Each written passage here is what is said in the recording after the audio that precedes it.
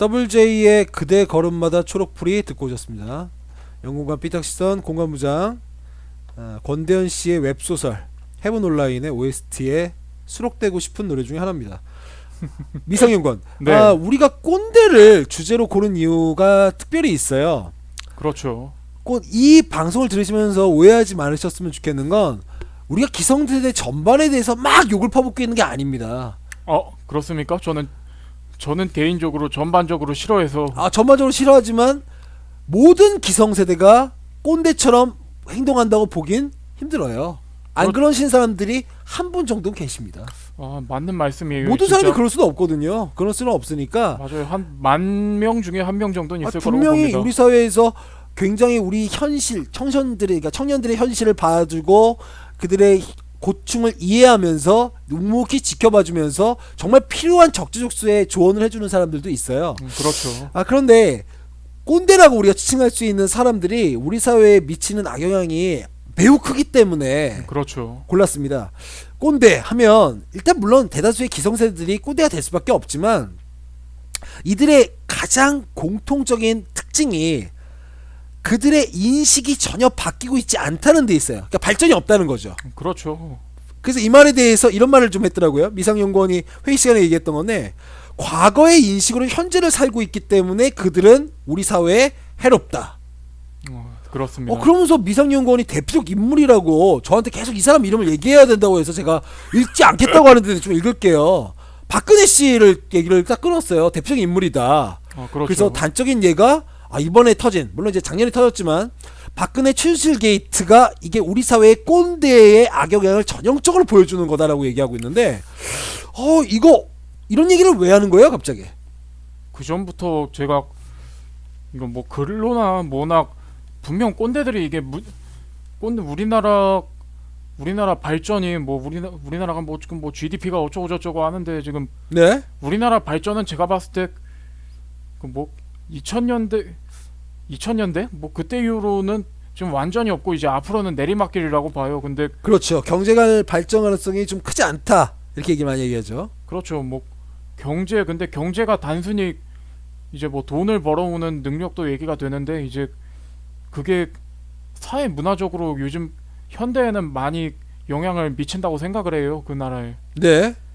근데 이제 그게 뭐 어떤 게 문제일까 하고 저 개인적으로 좀 생각을 많이 하다 보니까 우리나라 이제 늙었다기보다는 낡았다는 표현을 쓰고 싶습니다. 이제 사고 방식이나 뭐나 다 낡으신 분들이 이제 위에 뭐 요직을 잡고 계시는 분들이 막 우리 때는 말이야 막 하면서 뭐 자기들 때 방식이나 논리로 이제 아직도 현 세상을 펼쳐나가고 이끌어 나가려고 하니까 그렇습니다. 오히려 엉뚱한 방향으로 가는 게 아닌가 그 생각을 많이 했어요. 실질적으로 보면 박근혜 씨도 얘기했지만 이명박 전 대통령 때 꼰대의 사상이 전 국가적으로 대한민국 대통령에 의해서 펼쳐진 시대라고 볼 수 있어요. 이명박이 맨날 했던 얘기 중에 MB가 했던 말들 중에 제일 유명한 게 이거잖아요. 내가 해봐서 안다.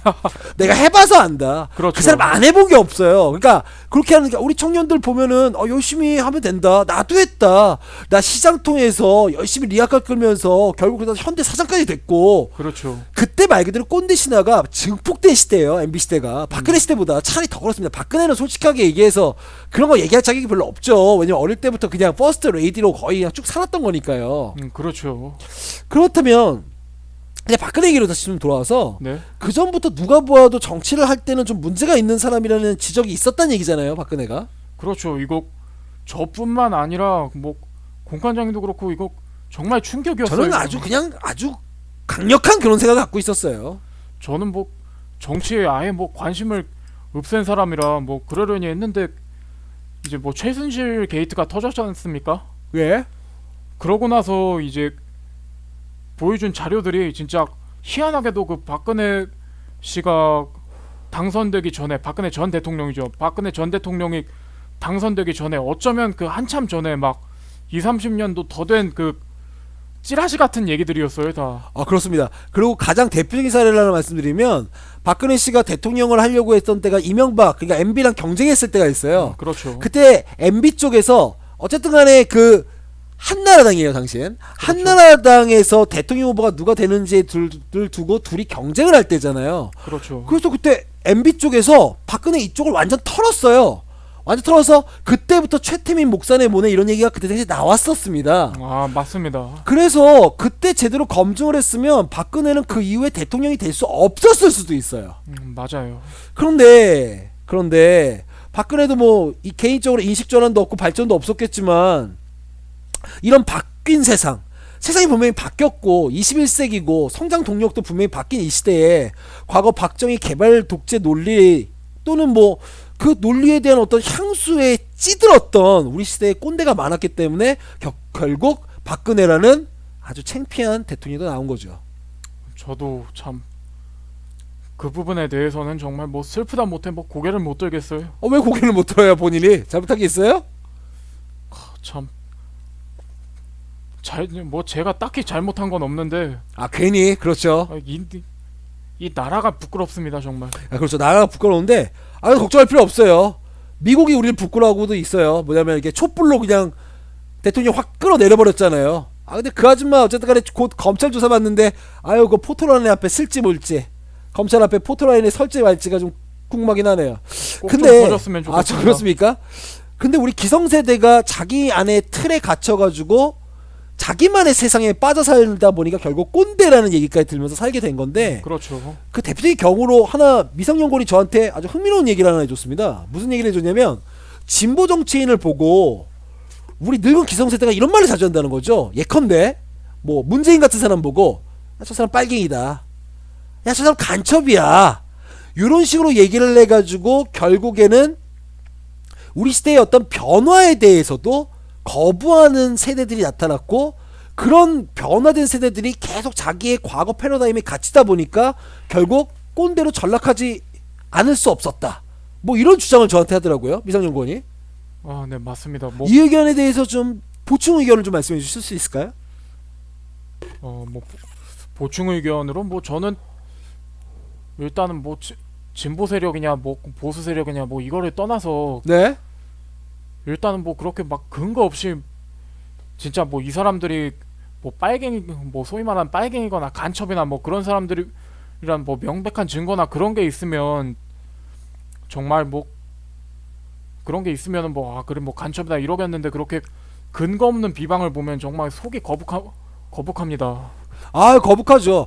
그러다 보니까 결국 자기 신념에 맞는, 그러니까 다시 얘기해서 자기가 갖고 있던 과거에 대한 향수에 맞는 가짜 뉴스를 우리 꼰대들이 믿기 시작하는 거예요. 그렇죠. 뭐 가짜 뉴스 어떻게 보면 그거 말도 안 되는 얘기거든요. 저는 가짜 뉴스 중에 가장 재밌었던 게 BBC 같은 방송에서 나오는 말 그대로 외국 뉴스예요. 근데 거기다가 자막을 엉뚱한 걸 입혀놔요. 근데 그걸 우리 할아버지 할머니들께서 보시고 또는 그보다 더 어린 꼰대들이 보고 이거 봐 이거 지금 박근혜 대통령 탄핵되면 안 돼, 우리 각하 살려야 돼. 우리 꼰대들이 결국 태극기를 들고 광장에 나오는 사태가 분명히 일어난 거죠. 정말 큰일이네요 그건. 큰일이죠. 그리고 네. 그리고 저는 뭐 진보나 보수나 뭐 이거를 떠나서 이제 그분들 젊을 때 그때 옳았던 건 그때 옳았던 거예요. 그리고 그때도 솔직히 옳았다기보다는 그때도 뭐 이제 경제 발전에 뭐 동력을 한 군데로 집중시키기 위해서 이제 그 외의 건 전부 뭐 빨갱이나 뭐 멸공사상 뭐 이런데 다 집어넣었던 것 같아요. 그때 방해됐던 걸. 그렇군요. 근데 그거를 갖다가 막 뭐 옳다 그러다 뭐 지금 얘기하기보다는 그냥 그때 건 그때로 묻어두고 지금 뭐가 옳고 그른지 그걸 좀 봐줬으면 좋겠어요. 저는 그분들이. 과거에 자신이 옳았다고 생각했던 신념이 말 그대로 진리가 아니거든요. 그렇죠. 세상은 변하니까 그 진리가 아니기 때문에 현재 와서 틀릴 수도 있다라고 생각하는 거, 끊임없이 나이가 들어가지만 또한 끊임없이 배우는 거, 이게 중요한 거잖아요. 그렇죠. 정말 그런 가끔 이제 그런 분들이나 그런 분들에 대한 뭐 인터넷 캡처본 같은 뭐 동영상 같은 거 짤막한 걸 볼 일이 있는데 그런 분들 보면은 꼰대라는 생각은 전혀 안 들어요. 오히려 진짜 한번 뭐 저런 분들이랑 뭐 국밥이라도 한 그릇 같이 먹고 싶다 뭐 이런 생각 들고 정말 멋있다는 생각이 많이 들죠. 이제 나도 이제 저렇게 좀 올바르게 늙고 싶다 그런 생각도 많이 들어요. 그럼요. 그런 어른들도 분명히 있습니다. 그런 분들한테는 글쎄요. 그런 분들은 저희보다 더 늙었겠지만 그런 사람들한테는 꼰대다 이렇게 부를 수 있을까요? 아유, 꼰대가 아니고 어르신이죠. 그렇죠. 그런 어르신이라고 분들이야말로. 부르는 거죠. 그러니까 꼰대가 되는 거냐 아니면 누군가에게 어르신 또는 선생님이 되는 거냐. 요 차이는 굉장히 간단합니다. 자신이 갖고 있던 신념체계에도 분명히 문제가 있다. 자신이 과거에 가졌던 신념체계에 분명히 오류가 있을 수 있다. 이걸 인정하는 거. 이거 되게 중요한 얘기죠. 맞는 말씀입니다. 그래도 우리나라가 뭐 거의 다 뭐 저는 뭐 침몰해 가는 배라고 봐요 지금. 그렇습니까? 예. 근데 그 와중에 보니까 이제 뭐 잘못된 거에 대해서 뭐 우리가 정말 잘못했다 이런 어르신분들이 의외로 많더라고요.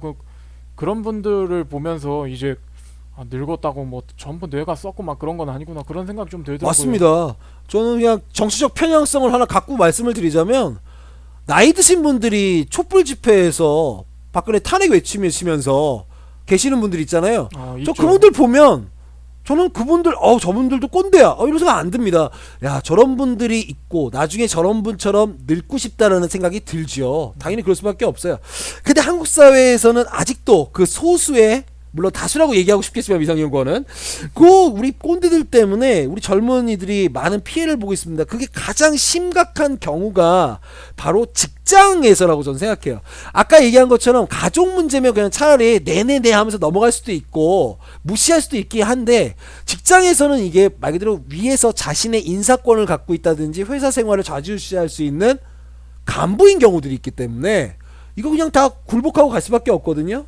그렇죠. 그것 때문에 아까 그 공관장님이 저한테 물어보신 게 아까 저한테 뭐 대처법이나 이제 뭐 꼰대들에 대해서 차단법을 물어보셨잖아요. 예. 근데 이거에 대해서 제가 뭐 어떻게 함부로 쉽게 대답을 못한 게 이제 그렇지. 가장 문제가 많이 발생한 경우가 직장 상사예요. 현실은 현실이니까요. 그렇죠. 정말 이거 현실은 현실이기 때문에 당장 우리 목이 날아가게 생겼기 때문에 실질적으로 그 꼰대가 가진 생각을 그래 맞아요 저희가 잘못했어요 이렇게 얘기를 해야 되는 그런 사회적 문화는 분명히 있습니다. 그리고 이 사람들이 아까 얘기한 것처럼 우리 뭐 인사권을 갖고 있다는 건 우리 목줄을 쥐고 있다는 얘기잖아요. 그렇습니다. 네. 정말 뭐 이제 직장인분들이 굉장히 많이 공감하실 거예요. 이제 뭐 회식 문화 뭐 주말에 등산 가자. 주말에 등산을 왜 갑니까? 피곤해 죽겠는데.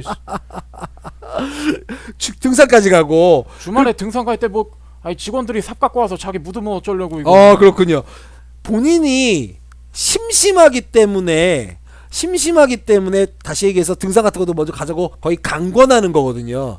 그렇죠. 그리고 뭐 이제 이런 얘기 많이 저는 아직 취직을 못해서 직접 경험한 건 아닌데 네. 이런 얘기를 심심치 않게 들어요. 막 이제 뭐 퇴근 시간이 지나서 이제 집에 가려고 하는데 막 부장님은 퇴근 안 하세요? 하면 난 여기가 편해서 그러면 이제 우리 신입사원 같은 분들은 이제 조용히 이제 제자리로 돌아가서 이제 컴퓨터를 켜고 업무를 다시 할 준비를 한다고 막. 그렇죠. 그것도 솔직하게 말씀을 드리면 이런 것도 있어요.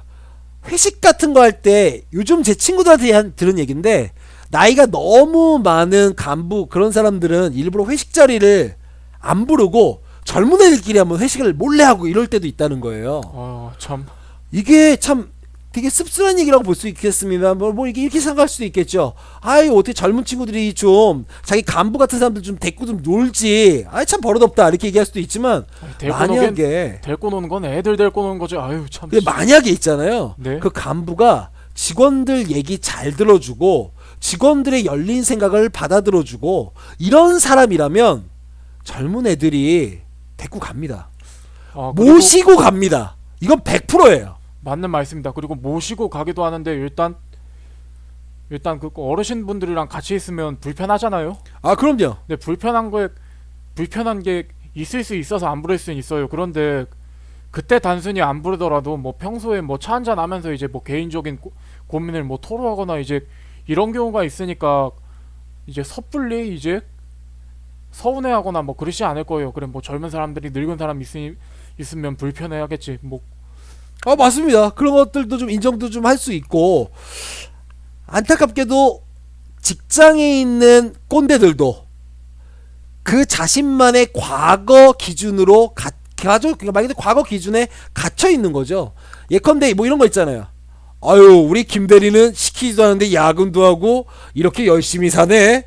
시키지 않은 야근을 하는 직원을 그렇게 멋있다고 평가해 줄 게 아니라, 아니 그래도 일 오늘 열심히 했는데 오늘은 먼저 일찍 들어가서 쉬는 게 어때, 이렇게 얘기할 수 있는 간부가 있어야죠. 맞습니다. 그리고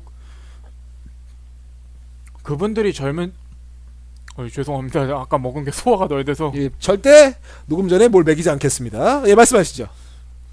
그분들이 젊을 때는 이제 회사 뭐 직장하면 삶이었던 뭐 그런 인식이 있던 시절이에요. 근데 지금은 이제 막 삶은 삶이고 이제 직장은 직장인 시대라 이제 뭐 그런 얘기하는 분 있더라고요. 막 칼퇴근이란 말은 굉장히 잘못됐다고. 네, 칼퇴근이 어디 있습니까? 그냥 퇴근이지. 그렇습니다. 그리고 퇴근 시간 지나서 일하면 그때부터 이제 뭐 추가 근무란 말이 붙는 게 맞는 거지. 이거 칼퇴근이란 말이 있는 자체가 잘못된 거라고. 그럼 아주 올바른 얘기네요. 계약된 시간에 정확히 업무를 종료할 수 있는 것도 권리예요. 그것도 노동자의 권리고, 맞는 말입니다. 이런 것들을 지켜줘야 되는데, 과거에 성장을 우리가 막 지속시켰던, 정말 옛날에 성장 동력으로만 봤던 장시간의 의미 없는 지루한 노동이 지금에도 통할 거라고 생각을 하는 우리 꼰대들이 직장을 지키고 있을까봐 저 아직도 겁이 납니다. 그리고 이제 그러면서 이제 뭐 젊은 사람들은 뭐 집에 갈 생각만 하느니 뭐 노력을 안 하느니 뭐 이제 젊은 사람들에 대해서 뭐 요령을 피우고 뭐 그런 식으로 인식하는 게 전 너무 싫습니다. 아, 그렇군요.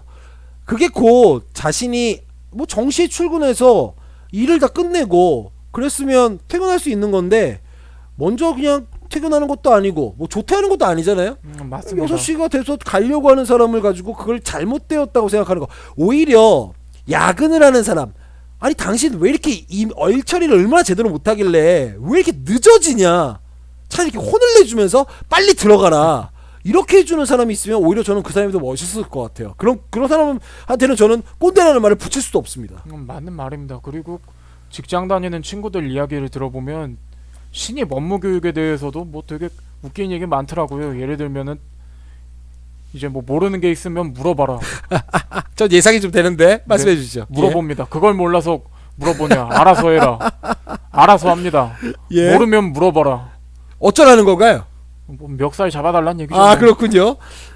그런 문제들 분명히 있어요. 그러니까 자기가 겉으로는 굉장히 꼰대가 아닌 척합니다. 맞습니다. 꼰대들이 가장 큰 특징이라고 볼 수 있는 건 저는 그렇게 생각해요. 꼰대가 아닌 척하는데 알고 보면 꼰대예요.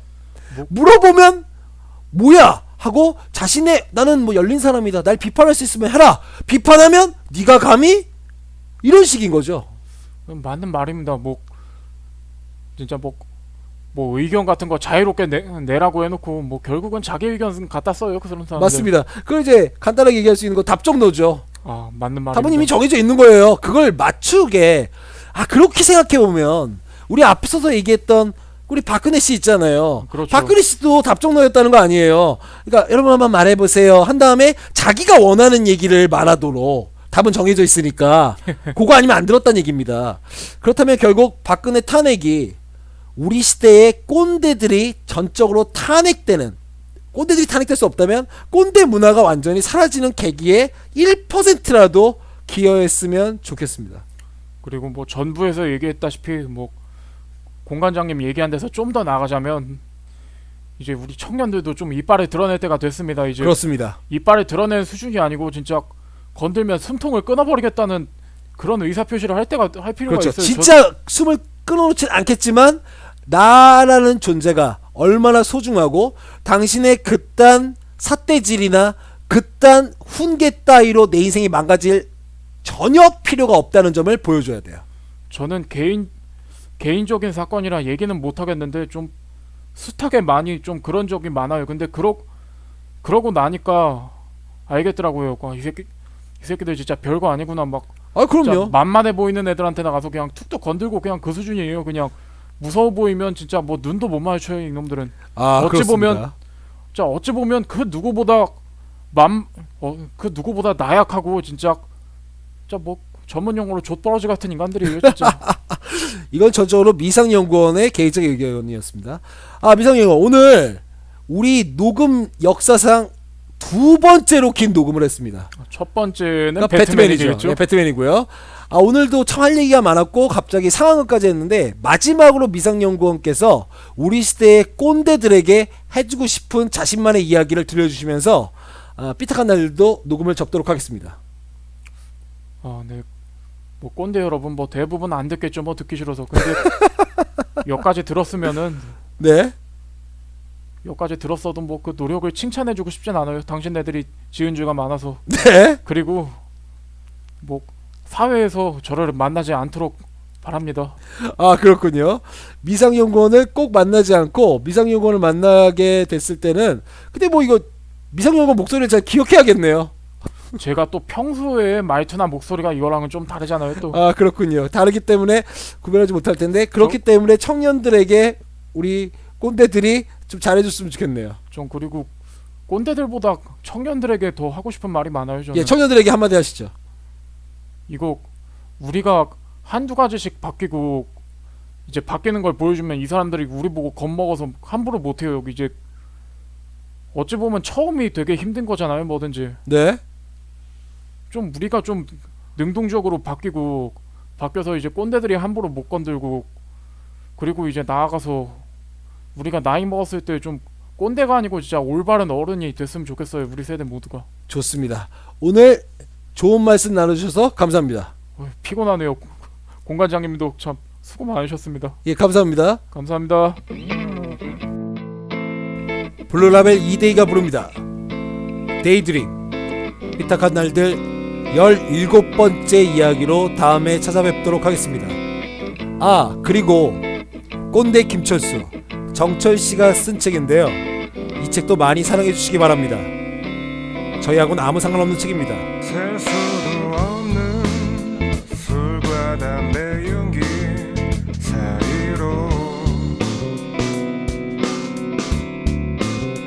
흐르던 음악 기억의 시간은 멈추고 난 다시 어둠 속을 헤매이며 걸어가고 있어 어딜 향해